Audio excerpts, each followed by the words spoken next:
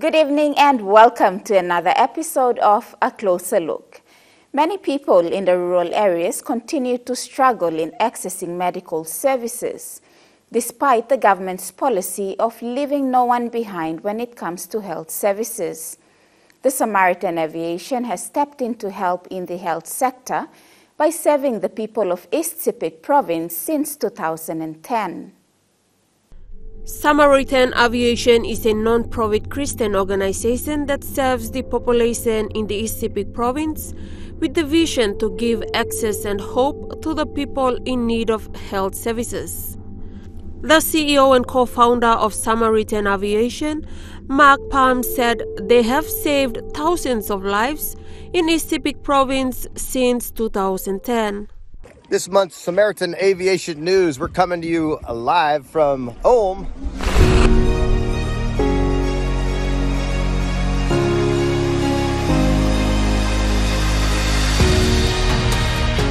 Samaritan Aviation saw the need in East Sepik, where there are people living along the Sepik River and it takes days for them to reach a nearest health facility, which result in some losing their lives on their way while others facing a lot of challenges. Hi, Chris, good morning. What do we got? Hey, we got a 3-month-old polyogamy. Okay. I think we need. The CEO says their vision started when they saw that people suffered from snake bites, mothers having trouble giving birth, and others suffering from different diseases in that area. Now for 13 years we've been doing that, offering 7 days a week of live flights, emergency evacuation flights in the East Sepik province, delivering medical supplies to the remote aid posts, responding to disaster relief, and also doing immunization outreaches to the remote communities. And for us, it's been an amazing journey. You know, I think back. He says there are about 6 family members working together to deliver these services, and they have delivered over 200,000 kilograms of medical supplies to local communities. You know, it was just my family for 5 of those years, and now we have additional staff. We have 6 families living in Papua New Guinea now. 3 pilot families, 2 mechanic engineer families, a medical director. We have 6 Papua New Guinean staff that work with us, and it's so exciting to see the team continue to grow. We have 2 seaplanes now based in Wewak, and a third one is getting packed in a 40-foot container right now, actually, and will be on the ocean coming over here to join our fleet. Mr. Palm shared a recent experience of Samaritan Aviation saving a boy from a snake bite. While I was in the air, I had the medicines delivered, and I'm flying out by Chambri Lakes, and I get a text message from our satellite in the airplane, and it says snake bite in Chambri, please go immediately. And I look over, I'm flying the plane, I look over, and Chambri Lakes is literally 3 minutes away from where I was when I got the message. And so I turn the plane, we land, they bring this little 10-year-old boy to the plane and from IBOM, and he's really frothing at the mouth, he's delirious, all the signs of a poisonous, deadly snake bite. And so I just grabbed the little boy, his cousin was with him, we put him in the plane on our stretcher, and we immediately flew in, and it was about a 25-minute flight to Wewak. We got him in, rushed him to the hospital, where they started anti-venom immediately. And what an amazing story. The next day, he literally left the hospital, fully recovered. He also recalled the very first flight he did to save a mother who was in labor, who almost lost her life with the baby. He says the story for the mother would be different if they did not assist her on time for the safe delivery of her baby and for her to be alive. And I got the call. There was a mother in Timbuktu, been in labor for 3 days. She was unconscious, and they called me and they said, "We have no other way to get her to the hospital. Can you help?" And I remember, putting the stretcher in the airplane, rushing out. The weather was bad, but we managed to get out to Timbuktu, land on the side of the river, and they brought this lady, Antonia is her name, and they brought her to the airplane. She was unconscious. We have a nurse as well. We rush her back to the Borum Hospital, and 30-minute flight. We land, we rush her for emergency surgery, and I remember the next day my wife and I and our 3 little children came in, and we wanted to see if she had made it. And I remember walking around the corner in the recovery room, and there she's sitting, holding this little baby boy. He says the funding comes from partners, the PNG government and the donors from the United States. The government has been behind us. The first funding we ever received was from the late Grand Chief, Sir Michael Samari, and he believed in us from the early days, and so we've just built on that, and we've continued to strengthen our partnerships, to strengthen our partnerships not only with the National Department of Health, but all of the different areas of government that are working in the areas of health and service delivery. And he also mentioned that Gulf Province is the next area that they are looking at this year in expanding their services too. Mr. Palm says they have been working with the Gulf Provincial government to partner between the hospitals to hopefully begin operations later this year. He believes that with the vast experience they have, they can reach the remote areas of Gulf Province and deliver the much needed health services the province needs. Tuberculosis, cerebral malaria, snake bites, we've got pig bites, people falling out of trees. And our goal this year is to start expansion into the Gulf Province as well. And the Gulf is another area that is water, very remote, no access when the people have emergencies. And we've been working with the governor from Gulf, the members from Gulf, they're behind us 100%. And we're excited to also partnership with the Kapuna Hospital to begin operations. Mr. Palm shared that it is very difficult and expensive for them to get aircraft parts to continue in delivering these services, and also it takes a lot of training for the pilots to fly in such remote areas. Thousands of flights without any accidents have been carried out successfully by the Samaritan Aviation. However, Mr. Palm highlighted that the challenges they get to face on every missing flight still exist. Blessed to operate in a very difficult area, but we do it at a high safety level, and our pilots are very skilled, and we pray a lot as well. All right, I'm going to pray real quick, guys. God, thanks for today. Pray for a safe flight. Pray for this medicine to work. Mr. Palm concluded that it's a free service to the people in remote areas, and they need partners and NGOs to support them so they can continue on delivering this life-saving service. So that we have stories that we can share to say thanks, because people deserve a chance at life. People out in the remote communities deserve a chance at life when they're sick and when they get bit by a snake, and we play a small part in that. But for me, it's just amazing to be back, to have this experience. It's what keeps me going, and it's what Samaritan Aviation is all about.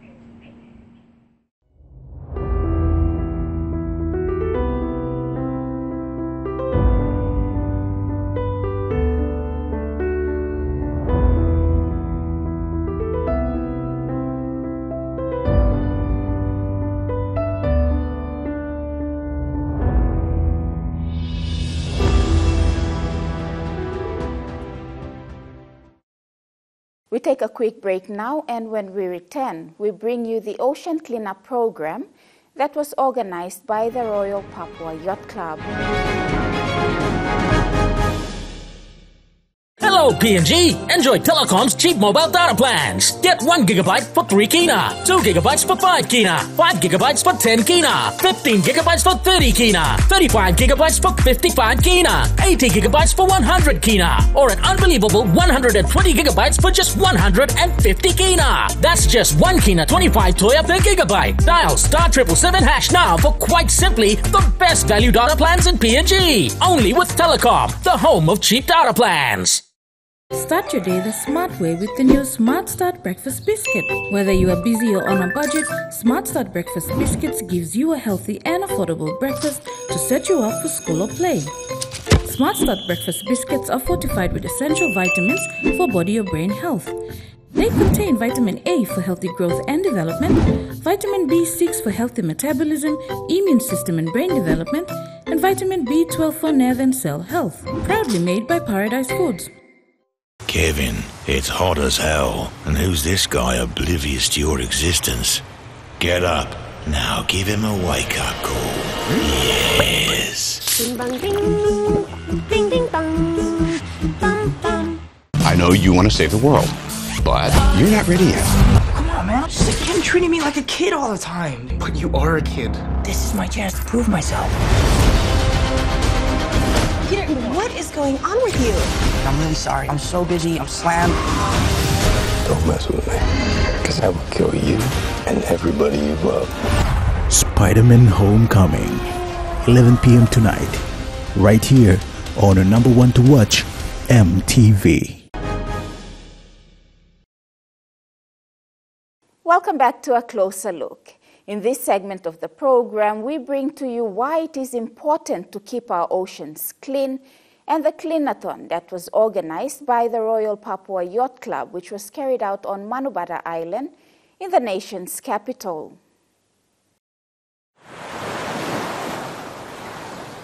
The ocean covers more than 70% of the Earth's surface and houses a variety of marine species. It provides food and a space for humans to travel to and from, yet humans do not respect the importance of the oceans and the marine lives it holds. Our oceans and shorelines, including beachfronts, are filled with rubbish, which is an eyesore and is very hazardous. This is because we are not careful with how we handle our rubbish.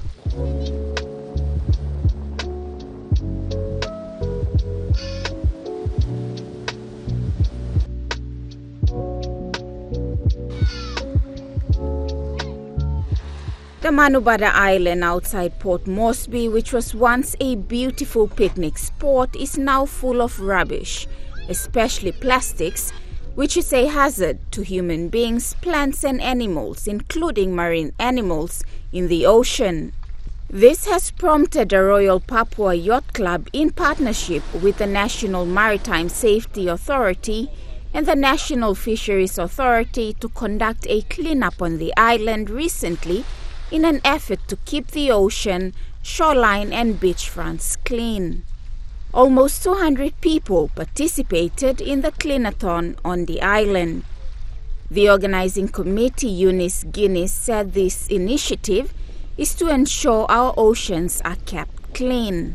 The initiative behind this cleanup is to educate communities on the importance of the ocean pollution. As you can see, that there's a lot of rubbish on the beach and it's affecting the marine life. It's also affecting the livelihood of people along the coastal villages, because the ocean, as we all know, is used for different purposes, for transportation, for food, for recreational activities. So, but all these are affected by pollution. So mostly you'll see plastic around on the island and on the in the water, and it's affecting, mainly affecting the marine life. On that note, a participant, William Wilshire, Pacific Safety Manager for Hastings Deering, applauded this initiative. Ocean Mission 2023 is a really good opportunity, not individually but as a company. So I work for Hastings Deering here in Moresby. And the ocean cleanup, it's a part of our key strategy around sustainability and ESG. I think it's a great initiative. It's a good crew out here today, mixed between some corporate and families. We just wanted to obviously be a part of that. And great for our workers to be here as well, because it's something that we're working on as an organisation and a corporate entity. It'd be great to see a couple of the other corporate houses get involved as well. But Mr. Wilshire said the important thing is education. People need to be educated on how to handle their rubbish. Look, I think the key for us here, especially in Port Moresby, is education. Getting down into the local communities. Everyone out here is volunteering. There's probably opportunity for employment as well. this is something that, hopefully we could pay people to do. But, you've got to get back to the root cause, where is it coming from, why is it happening, so making sure that we've got that infrastructure back on land for waste management, that's very important.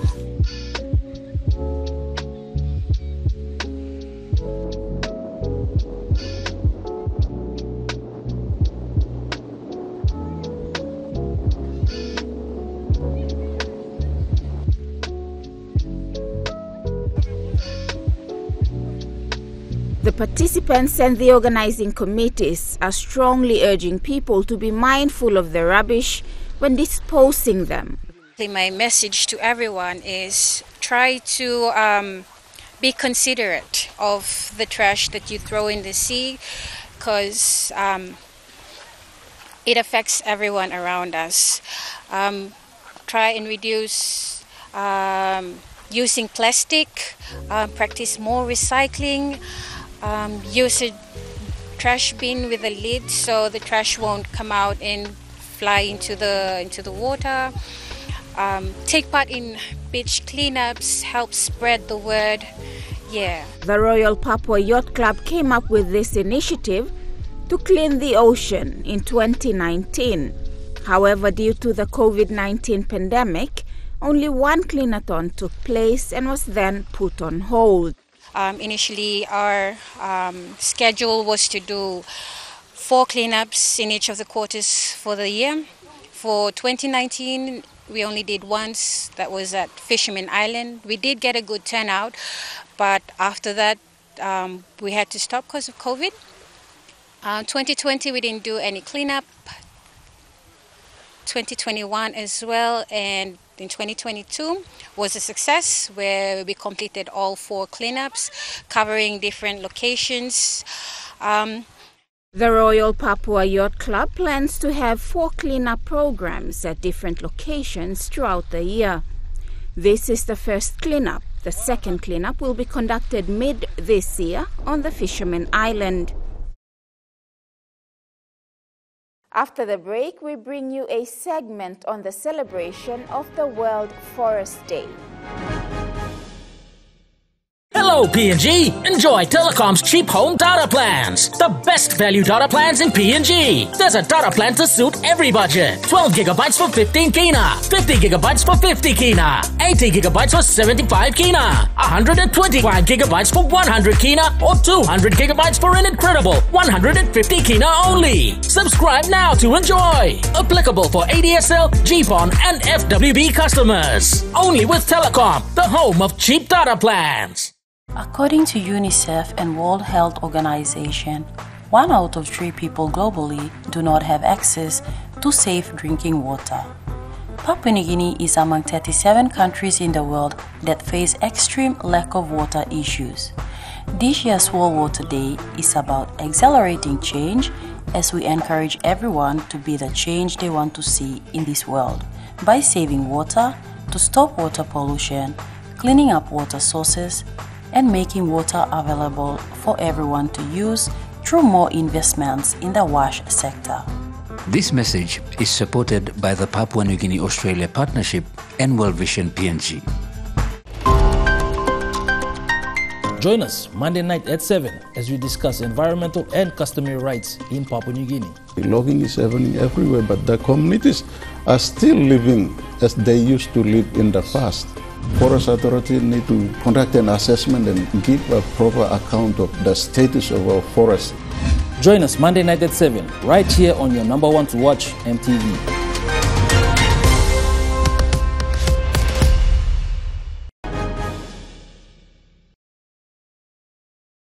You're watching A Closer Look. The World Forest Day was commemorated on the 21st of March. We now highlight why it is vital to take care of our forest.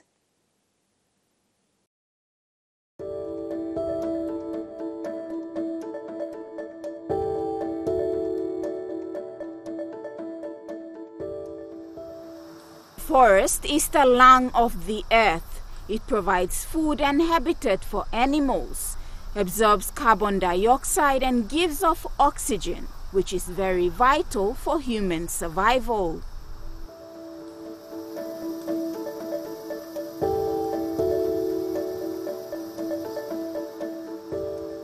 Upon considering and analyzing the important role the forest plays on the earth, the United Nations General Assembly set the date 21st of March in 2012 to commemorate the International Day of Forest, basically to protect and create awareness on the importance of the forest. Papua New Guinea, as a member state, adopted and observed the day since 2014, and this year marks the 9th year. The day was commemorated throughout the world on the 21st of March, and domestically, celebrations were held by the PNG National Forest Authority in their respective provinces, which they operate out of. Whilst in Port Moresby, the PNGFA staff and stakeholders had a tree planting program to mark the day at the Kuriva forestry site.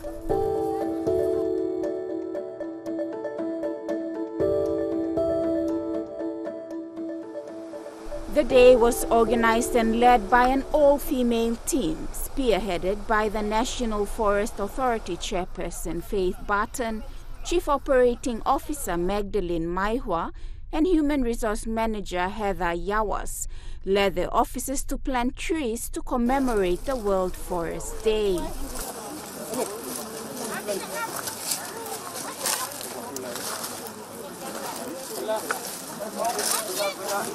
The PNG National Forest Board Chairperson Faith Barton spoke during the World Forest Day celebration and gave a brief history of the day and strongly emphasized on sustainable forest management.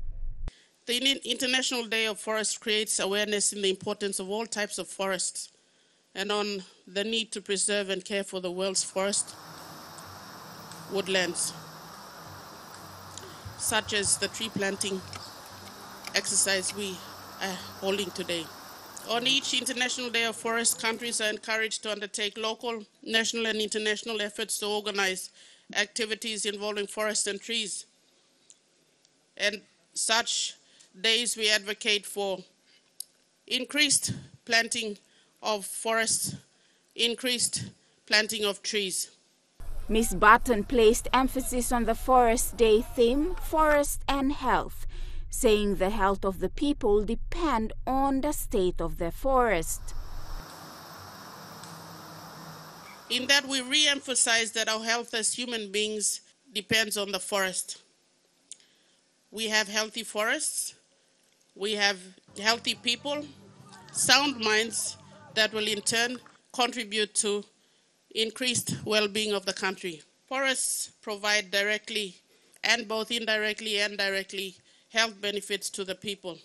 She added that we only have one Earth, so we must take care of the forest resources in order for it to take care of us in return. Meanwhile, the National Forest Authority Chief Operating Officer Magdalene Maihua reflected on her childhood days of growing up in her Kwahue village in the Yangorusausia district of East Sepik province and how she enjoyed the environment connection between the forest and the people in the villages. My humble upbringing has always been strongly connected to the forest, or at that time we only called jungles. In the 21st century, Forest and Health diverts our minds to preserving forests for fauna and flora, and preserving for carbon sinks, the forest. But the other side of the forest health I want to talk about today is to mark this occasion is about human health. During my childhood days, forests or jungles we called in those days have been the main therapy for our emotionally tortured mothers, aunties, and big sisters, and girls at large. Mrs. Maihua further stated the important role the forest plays in terms of fighting climate change and global warming, which shows why replanting of trees is vital.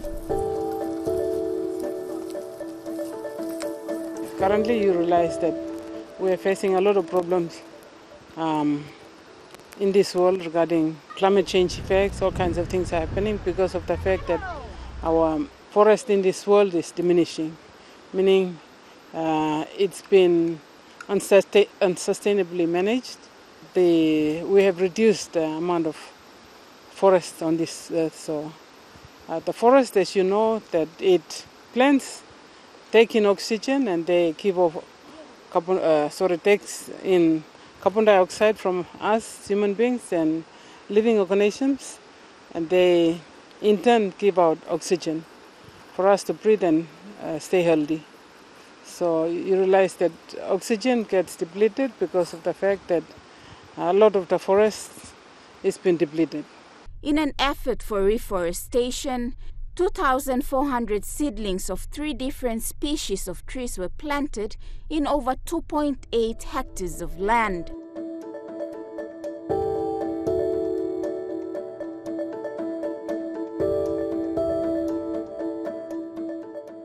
The types of trees planted were further explained by the nursery manager, Jim Lewis, highlighting their economic benefits as well.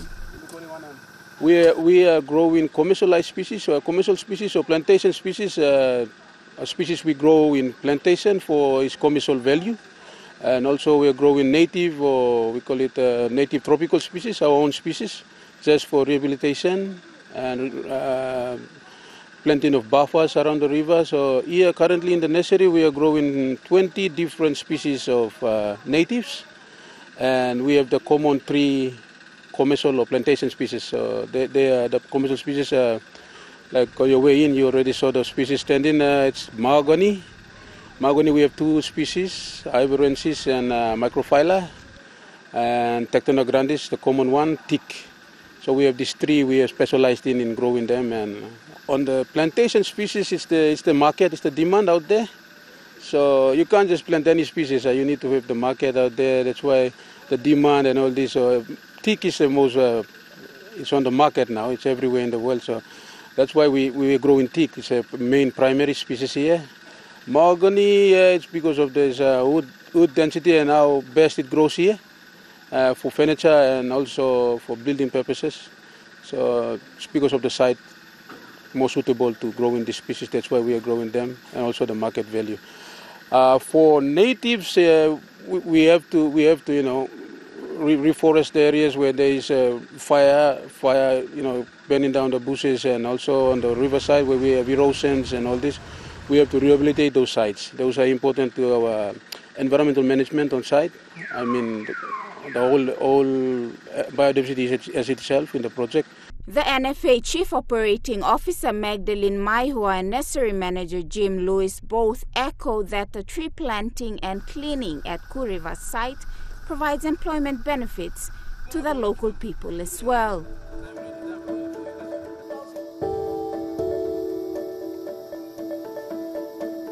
It's a good project, like it benefits the local here, also for spin-off benefits, like the people here. I've been here for a year now and I don't see any revenue, coming in. That's the only.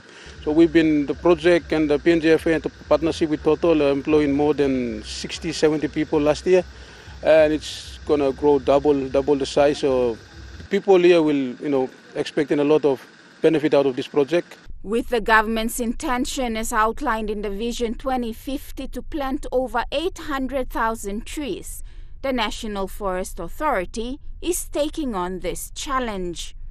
Because of the policy that we have in place now and the fact that we have to give more prominence to plantation establishment, and the fact that we have this Vision 2050 target to attain in 2050 of 800,000 hectares in the country, we see that we will continue to plant more, not only here in Ku River but right around the country.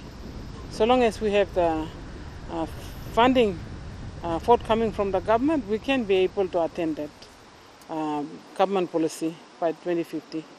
In order to keep our forests from diminishing, people are strongly encouraged to plant more trees, as trees are the lungs of the earth, and for people to be healthy, the environment needs to be healthy.